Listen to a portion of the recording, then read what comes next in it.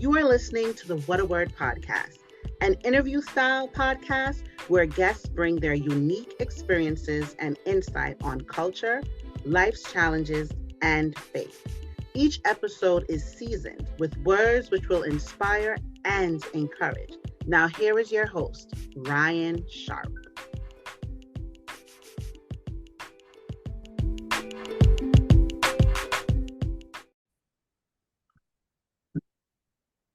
Welcome to the What a Word podcast. It's been a minute since I've had an episode, and I'm thankful to be back. I've missed my audience, whether you listen on the audio podcast or you check out the YouTube channel. What a Word podcast is available on Apple, Spotify, and Google. And we're happy to share. And it's good to be back. I think the last episode I published was a number of months ago, but since that time, some of you know that my wife and I are proud parents again of a beautiful baby girl, if I may say so myself, Tatum. And having a brand new baby, it makes your schedule a lot more creative. But we're thankful in this season. It's a new year, and this is our first episode of 2023. And I'm honored today to have a friend of mine, Sharline Green. She's an attorney and has a very impactful estate planning practice that offers targeted solutions to individuals and families who are planning their lives and securing their futures. I want to say a little bit more about Sharline. She received her Juris Doctorate degree from Emory University in 2002, and she also received a Bachelor's of Science Degree in Political Economy and graduated cum laude.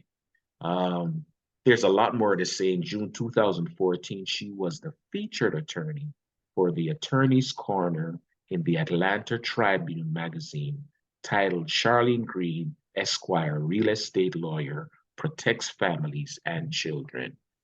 I'm honored to have her here. She'll share about her journey and her work. Please join me in welcoming Sharline Green to the What a Word podcast. Welcome, Sharline. Thank you for having me. Listen, man, I am excited about this. I'm excited about your work. And as I may have shared with listeners on previous episodes, my guest will share about life, culture, life's challenges, culture, and faith. And I'm happy to have Sharline on. She's an estates planning attorney, and we're going to discuss her journey. And I'm hoping that whether you're an attorney or not, whatever your journey is, that something that's shared today will give you inspiration to keep going and not to give up on your journey. So, Sharline, you and I had the opportunity to speak offline, um, just catching up a bit. I wanted to know, what's 2023 looking like for you so far? What are you grateful for in this season? Well, Ryan, thank you again for having me. Happy New Year. Congratulations on the new baby. I know it's exciting times. And I saw her picture on Facebook. She is absolutely adorable. The biggest, brightest eyes I've ever seen. I know Thank you're you. just such a Thank you. proud papa. I am grateful for so many things. I'm happy to be in the new year, healthy. I have two children of my own who I'm just, growing up fast. My daughter's the 11th grade, so be off to college in a little bit. And that's a little scary to think about, so life's going to change a little bit, but happy just to be here, grateful for my practice, my work, the started expanding, hired an associate attorney last year. So I have expanded my team so I can be more impactful and help more and just kind of move things along. And so just really optimistic and looking forward to the new year and all the things that can unfold there. Awesome, man. Awesome. Now, your journey, and you've been practicing for some time, but how did a little brown girl decide, with all the various options in the world, that you wanted to become an attorney? And that's interesting when I think back on it. I'm one of those people that, I'm a box checker.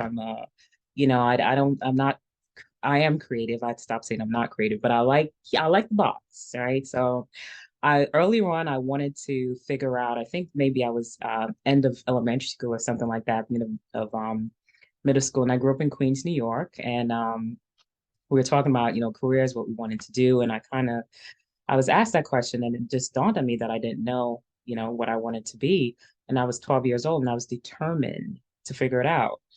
And went through a few different options. I remember working in a bank was one of them because I like math. Um, Ironically, accounting didn't come up, and I sometimes think that was a miss for me because I do like numbers. I like the exactness. I'm very detail oriented, that type of thing.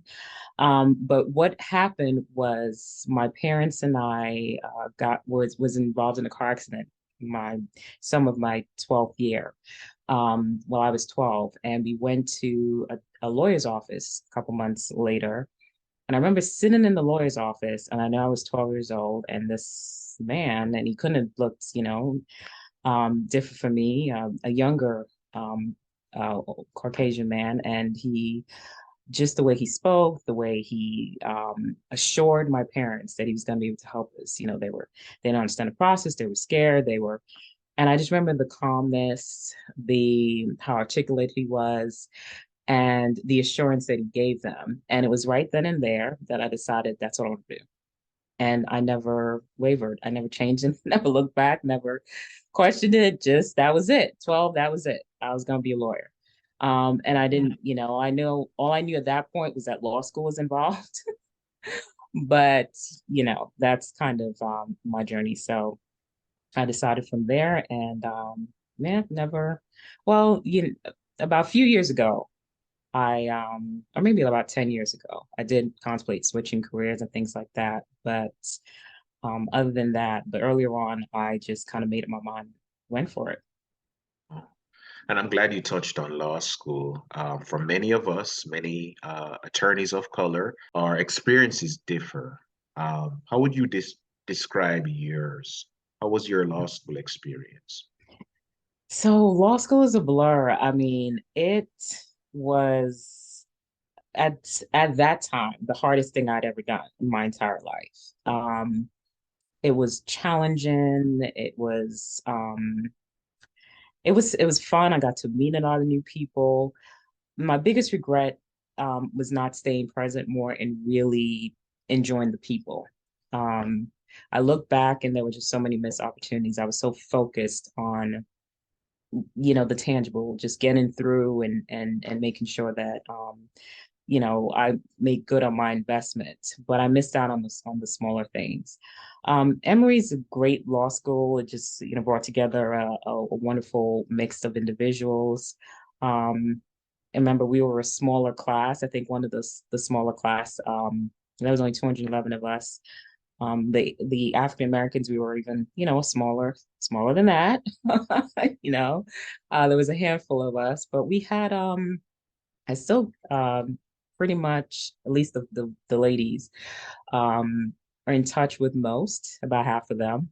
And guys I don't come across too often, but it was a difficult experience, probably more because of all the pressure I put on myself, just the pressure to succeed. That's what I remember most of it, just feeling this incredible weight of having to perform. And that's kind of self-inflicted. It is self-inflicted. I mean, the situation, you do want to do well. But looking back, I wish I had just breathed and enjoyed it more. Powerful, man, powerful. Now, I think going to bar exam prep, one of the things I remembered was in writing the rule of laws for different subjects. The one for wills and estates, there was the rule of law about what a duly executed will looks like, declared before at least two witnesses, etc. In doing that in law school and preparing for the bar, did you have an idea then that you would create a niche in estate planning? Oh, not at all. Not at all. I mean, it was just, no, I didn't take not one estate planning class in law school. Wow. Not, it was just the farthest from my mind. So, because I had this affinity for math and exactness, I actually wanted to go into tax law. And that was my I specialized in law school and international taxation in particular. And so that's kind of what I was geared up to do. And right around the time that I was graduating, I was trying to get into the IRS in DC. And it was right after, so I graduated in '02, which was a few months after 9/11. And there was a hiring freeze. So the federal government did a hiring freeze and weren't hiring any new employees. I remember getting that call that they just weren't able. I think I'd been on one or two interviews and I was devastated. And so I had to take some time to regroup. And I had worked for a bank prior to going to law school. So I thought, okay, well, what does that, work with? And I thought, well, I'll try my hand at real estate. And so I got into real estate and actually really enjoyed it. It's transactional. I knew I always wanted to be a transactional attorney. So I never wanted to litigate. That trial techniques or the first year we had a mock appellate court um, review, and I decided then, and the first semester, that litigation was definitely not for me, and I pretty much held true to that. So I knew transactional law was going to be the way I was going to go, and so I went into real estate with a little bit banking background, and really enjoyed it. So first 10 years of my practice was in real estate. And so, and after that, the market did its thing with '08. And so I went into bankruptcy because a lot of my real estate clients were filing bankruptcy, unfortunately. But that was my least favorite area of the law. And from there, I transitioned to family law. And then, kind of by, I was searching. I really was. I was searching for meaning, and this was around the time that I thought about not practicing anymore. I actually, for during this time, so this is around 13, 14, was I had gone to nursing school for a year. I know it's crazy.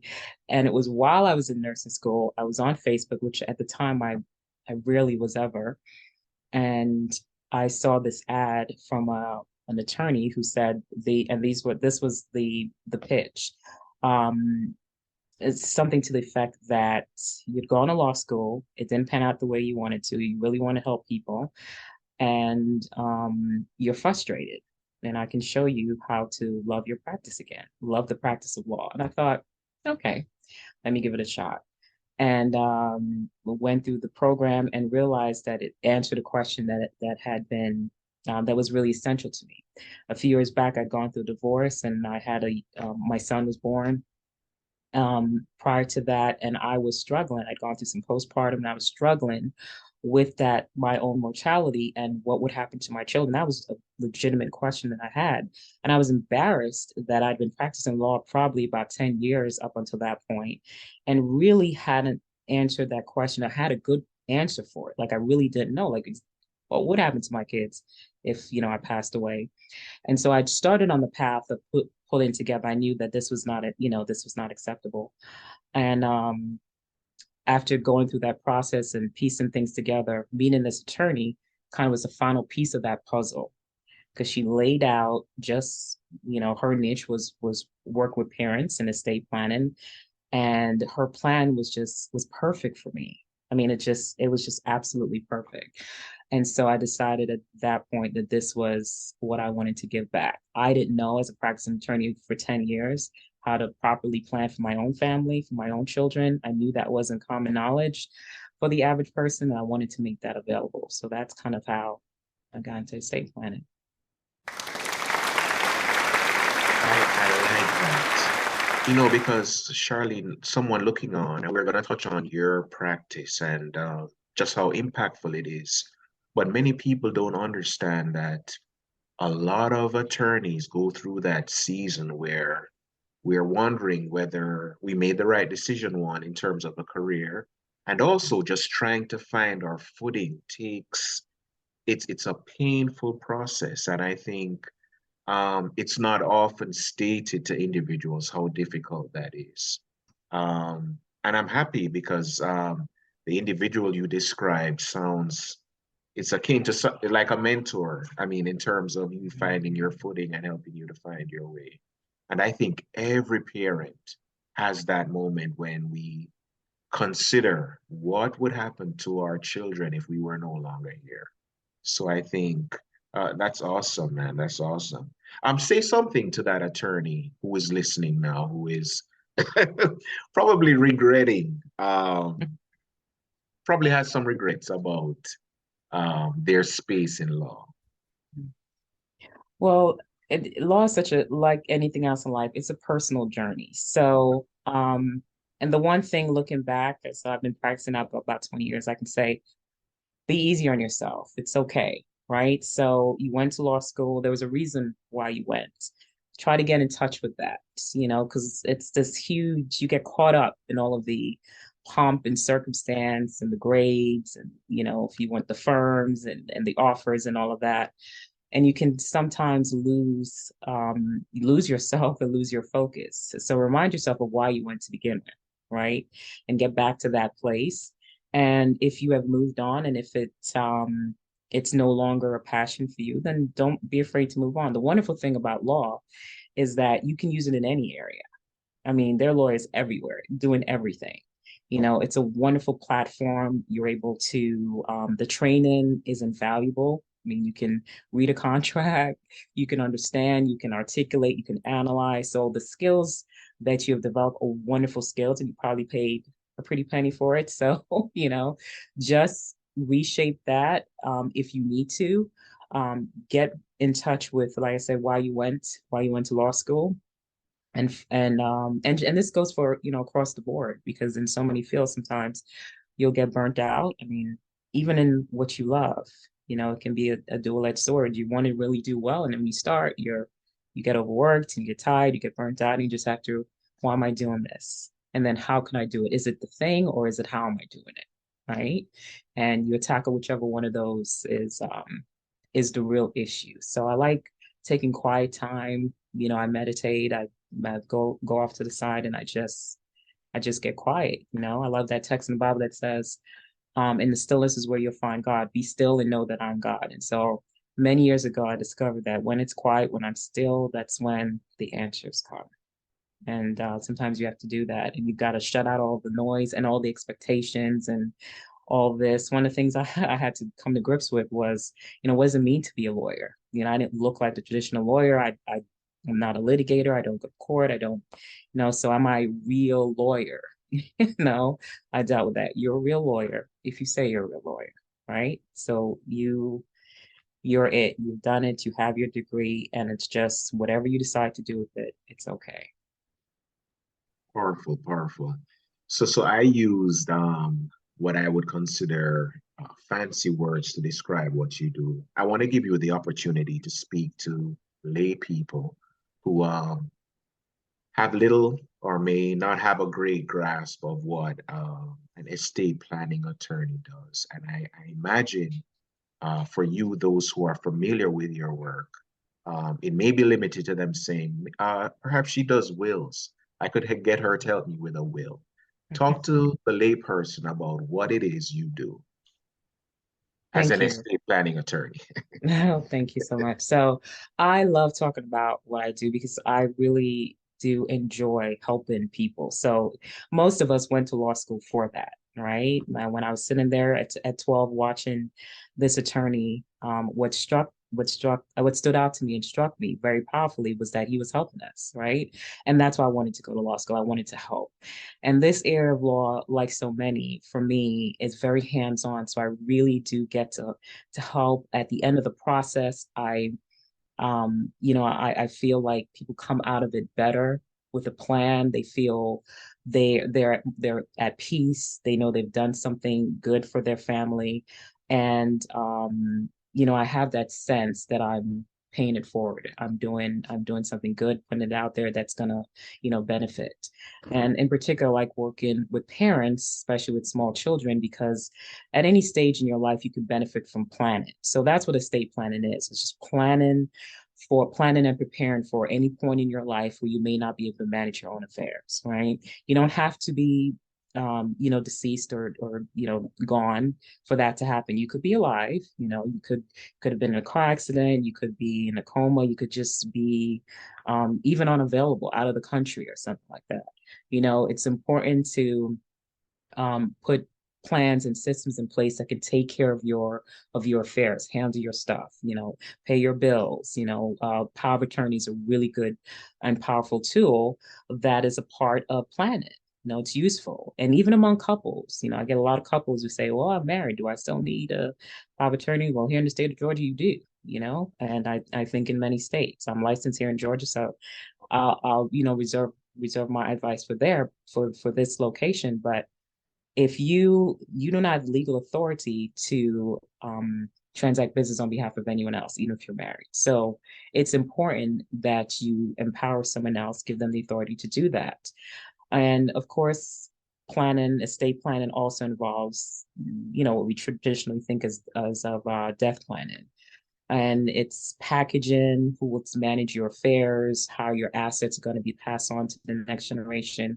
And especially if you have young children, and that's a really important conversation because your children, if they're under 18, aren't legally able to manage their financial affairs, right? So you're going to have to create a plan where you have designated someone to manage it for you.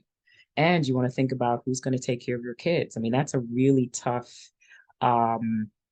question to answer. Sometimes it's just, facing our mortality. No parent wants to think about that, especially when you have younger children. But I always like to say to my clients, and one thing that I've adopted, I say, when I'm planning with clients, it's not, thinking about your death, but it's about your children's life. It's about their living, right? So all parents, we want our children to have the absolute best, right? We plan for where they go to school, and we need to plan if we're not there so that they can still have all of those things, right? Because we want them to have the best. It's about their life, not about our demise. It's about their life. And not just, if you don't have children, whomever you have in your life, that you want to plan for. Some adults are taking care of their parents, right? I mean, they're like their parents are totally dependent on them. Well, what happens, God forbid, if you're not there? Who's gonna take care of your parents? You want to create a plan for that. I mean, if you have disabled relatives that are dependent on you, or you may have an adult child that's, is going to require assistance for the rest of their life. It's imperative to plan. And so planning is really centered around managing your affairs at a time, any point in time, whether you're alive and just incapacitated, or God forbid you've passed on and you're not able to manage. And it's also about thinking about the people that you're leaving behind and what their life's going to look like, and how what's your best vision for them, and creating a plan that as much as possible will accomplish those goals. I love it. I love it. And I must ask you, what have you seen in terms of your clients? What drives their unwillingness to plan? So it's varied. A lot of folks, it's misinformation, I would say. I would say the number one thing is misinformation. I would say estate plan is a deceptively simple area of law. It comes off that way. Most people know something. Okay, I just need a will, or I can get, because most of these documents you can find online. So it's deceptively simple. And there's a lot of folks, national pundits, depending on where you are, that chime in some way. You need a trust. You need a trust. Everybody needs a trust, things like that. And so a lot of people have some kind of inkling, they have some notion of what it is, but they don't have all the information. So on the one hand, they may feel that it's something they can handle, and they come and they say, okay, well, this is what I want, and they just start naming out.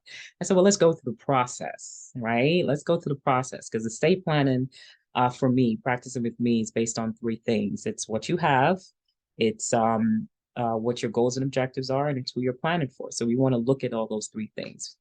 And that drives the conversation. And so when we start breaking that down, and we educate, and we advise, we empower, and highlight some of the things that will happen, and you find that most folks they don't have a clue. what they thought and what will actually happen are two completely different things. And so it's important, just like, I mean, this is, your children, your loved ones, they're your greatest asset, right? They're the most important things in life. So you want to make sure that you're taking care of the most important thing. What you've accumulated, how can you pass that on so it can benefit them most and not, be fought over, and I've seen very small estates rip families apart, not necessarily, and it was that notion that, well, I don't have a lot, so I don't need to plan. Well, that's probably when you do need to plan because you don't have a lot. There's gonna be folks fighting over a little. And so everyone can benefit from planning, but that misinformation, get informed. It doesn't, even if you think, well, I don't have, I just have a small estate, or I just need a simple will. I hear that all the time. I don't have a lot. I don't have a lot. You can still benefit from planning. Awesome. You have described in what in my mind is the ideal situation where somebody comes to you and they say, I need to create a plan for whether it's my kids, parents, myself, etc. Um, but I guess the inverse to that is when you get the call that somebody is probably near terminal, etc. And suddenly, Miss Green, we need you to help us now because this is Right. our situation. Um, Talk to us about what that is like for a family who may be grieving or maybe dealing with something traumatic when there's no plan in place. That is the other situation which is not often spoken about. Mhm. So, I mean, two scenarios come to mind. So there's those last minute deathbed sort of thing where they're, trying to pull together, and those are really difficult. It's very difficult to try to wrap your mind around everything, your own mortality when it's upon you. It's just that the best time to plan is now, when you're healthy, when everything, when you can think clearly, when there's nothing imminent happening, right? So you want to put plans in place, and also you can get to the point and the place where it's too late to plan. You may be alive, but it's just too late because you don't have capacity, or it can be challenged, or it's just, and so you want to do planning as far in advance of anything happening as possible. And then the other time, um, after someone has passed away, that's a lot to deal with. And even if there is a plan, it could be very difficult because you're dealing with emotions, you're dealing with the loss of someone, the impact that's going to have a ripple impact in the family, in and of itself. And if there is no planning, it's the confusion that follows that is the most damaging that I can see. And having a plan cuts down on the confusion. It is a roadmap. So if this happens, and we know it's going to happen, right? At this particular point, this event, these are the steps, so that you freeze your family up so that they can go ahead and grieve, and they have a roadmap. When people plan with me, my cards are in the binder, so we pick that up. Their loved ones know where to call. Okay, well, let's start here. We know where to start, right? And you have someone that can walk you through the process. And that is sometimes even in a very, very simple situation. I've had a grieving spouse, and it was just the two of them. It was just her and her husband. And so there are no other heirs. She's it. She's getting everything. There's a will, there's a plan, and it was still incredibly difficult. It took her months to go through the process. And just being there for her and walking her through it, she still needed help. So thinking about your loved ones and ensuring, and now there are other families that, they're young folks or whatever, and they're fairly savvy and they're going to get through the process. And there's, an astute person there that's very business minded. And I said, well, that one, they're going to take care of it. And so, that you designate that person that, can, will get the business side of it wrapped up and get started.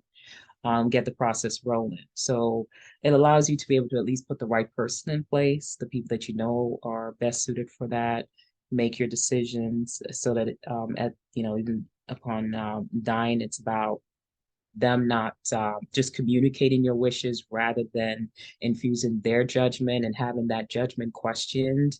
That can be a tremendous burden on folks, and it can tear families apart. So planning is just the way to put everyone at ease, let them know that these are my decisions. All you're doing is carrying it out, right? All you're doing is just carrying out my wishes.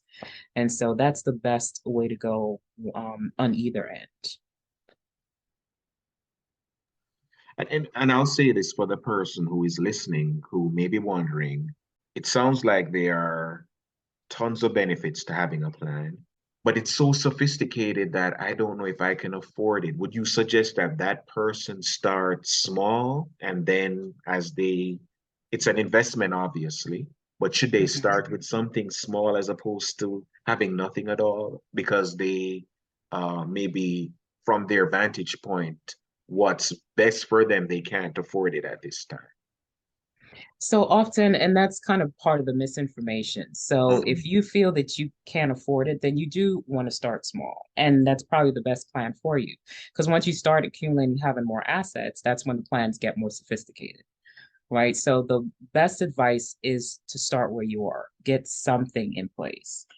As soon as you're an adult, for college kids going off, they can benefit from planning, having a POA and healthcare directives. Every adult should have that starting at 18, right? That's just being responsible. If you go off to school and something happens, God forbid, you've got money, whether it's your student loan refund checks, or you've got them locked away in a bank account, and because you're an adult, your parents can get access to that, right? You'll have things that you've accumulated, even just being away, that they won't necessarily be able to manage if you haven't given them the proper authority, because now you're an adult. So it's the adult thing to do, to start off with at least designating your parents or someone else you trust to be able to step in and manage your financial affairs, and to, although your parents will be able to make healthcare decisions for you, but thinking through, well, what do I want? I know for a young adult, that's a little bit much. We're gonna live forever. We're we don't want to think about bad things happening, but at least get the ball rolling there. And then as let's say you get married and you now have someone that you care about. Well, something happens to you, what would you want to, how would you want her life to be? So that's when if you don't have a lot, you can go out and get some life insurance. That's a good idea, right? Because you want her to have something that will take care of her. And that's a part of planning. So that's going to come up in your discussion. You still at that point need a simple will, because you may not have accumulated a lot of assets. But now we can start talking about those things, life insurance, maybe. And then as you get a child, well, now you definitely need to get more sophisticated planning, right? So now you got to think about, God, if something happens to me, I may need to up my life insurance so I can take care of my children, and my spouse, and my child, but also, who's going to take care of my kids? So now I need to think about guardianship, and then think about who's going to manage their financial affairs. So your plan will get more sophisticated as you get, as you go on. As your children get older, you want to revisit that, right? And especially they're not no longer children, you definitely want to revisit it, right? So I recommend every 3 years or so, pull your plan out, dust it off, look at it, and make sure it still works, and upgrade from there. Wow. And almost finally, in my work as a public defender doing primarily criminal defense work, the pandemic amplified some of the substance abuse, mental health issues in our communities, I'm wondering for you though, were there any positives from the pandemic in terms of estate planning and people dealing with, their mortality, etc.? Right. I would say the pandemic, like most things in life, was certainly had its upside. There was a new awareness of our mortality and the need for planning. Um, so I did find that people were more open to have the conversation, and they were more amenable to beginning the process because they knew someone. or they knew someone that knew someone. Everyone was affected. So many, it was on such a large scale that everyone's affected by COVID in some way. And so it was on the forefront of people's mind that this is something we need to plan, because they knew someone who passed away suddenly. And now, they of course hadn't anticipated it. And now, of the fallout, having to deal with the fallout. So it had a positive impact on my practice, because more people were aware of it. It was an easier sell. It was a much easier sell during that time, and for a while too, up until last year, this year. I think just now we just have to keep the conversation going. And so people understand that, of course, it's still important. People are much more willing to put that investment up and get the plan, an initial plan in place, just in case something happened, especially if they were a little bit older. Awesome, awesome. Sharline, I want to give you the opportunity to share ways people can get in touch with you and your office. There's something that uh, was between the lines. Sharline didn't say it explicitly, but I want you also to know, listeners, planning doesn't mean you're gonna die. It doesn't mean it's not gonna accelerate, your leaving Earth. That's another myth as well. People believe if I start planning, it's a morbid idea, and so they don't. Wow. But I want to give you the opportunity to share ways people can get in touch with you and your office. Please share all the links, all the medias that you are a part of, all the handles, etc., so people can get in touch with you. Thank you for that. You are right. That is one of those myths that if you plan, I'm not. I initially, when I first started a few years, focused on this area full time, I got that initially. Folks were like, "Well, I don't want to plan. It's just, it's just too morbid." But I think I've conditioned myself and folks to come to me to redirect the focus to who you're planning for and their life, rather than you, what's happening with you or what could happen. And so that's something that doesn't necessarily come to the forefront of my mind, because I've trained myself and I try to. That's the message I'm trying to get out. So to get in touch with me, I'd love to work with you if you're anywhere in the state of Georgia. At website sgreenpclaw.com. Phone number for the office is 678-468-2602. Facebook is on the sgreenpclaw.com. LinkedIn, believe it's the same, or it's under Sharline S. Green and Sharline S. Green PC. Instagram, same thing, S Green PC Law. Facebook, I know I'm on Facebook, LinkedIn,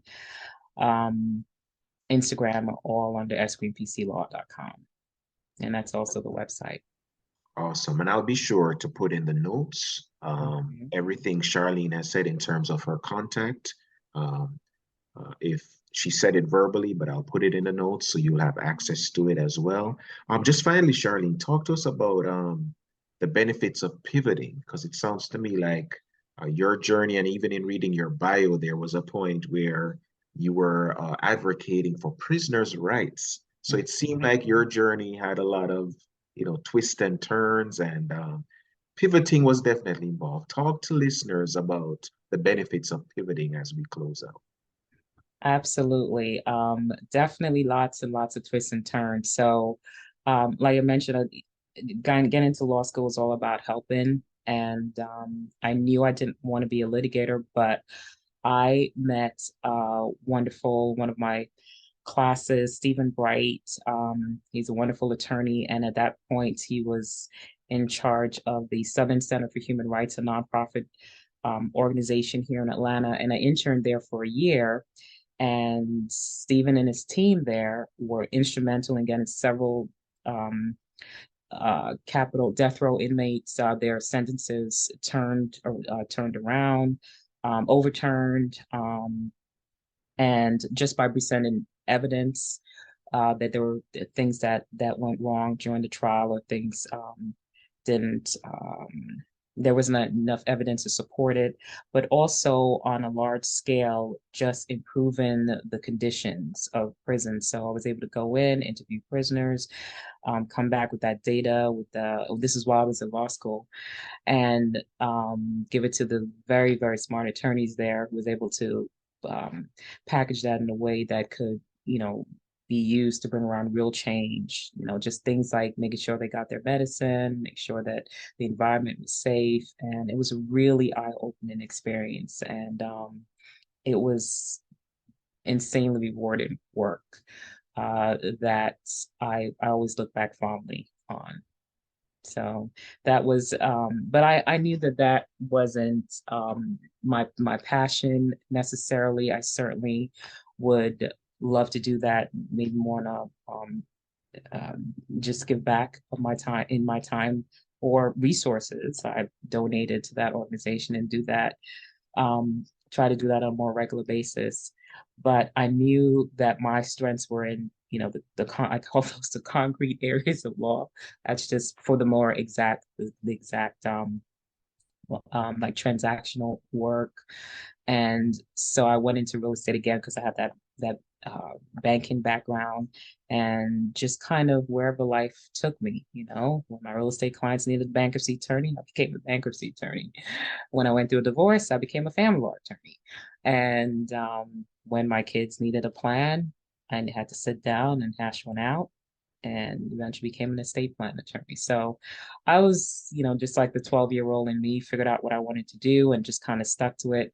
Once I did get into it, I was always trying to find my way, find where I fit. And so I did move, and I'm very happy that I did that because I really do enjoy where I am. I feel like this really takes advantage of my strengths. I get to work more one-on-one with clients and really produce a product that's going to majorly impact their life, hopefully for, generations to come. So I'm so thankful for this conversation, and I'd like to challenge us to invest in Sharlene's time, whether you're a member of a civic or a religious organization.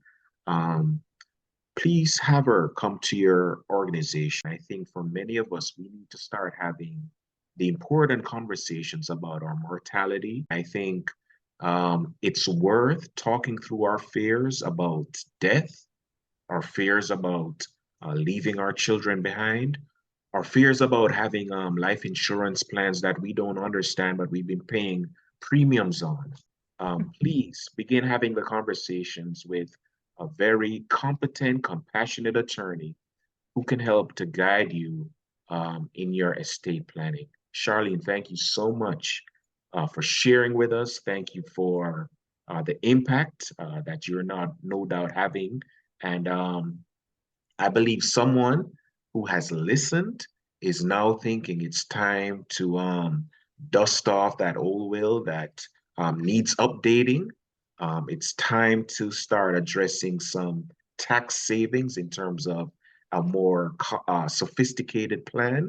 And I'm hoping that if you have the opportunity, in my notes, you'll see her information. Please reach out, get the conversation started, and get a plan for your family. And as Sharlene indicated, start small, if at all, but don't put it off because you don't believe you have all the resources at this point. Start with something small and then build until you have just what you need. Sharlene, thank you so much again for joining us on the Waterword podcast.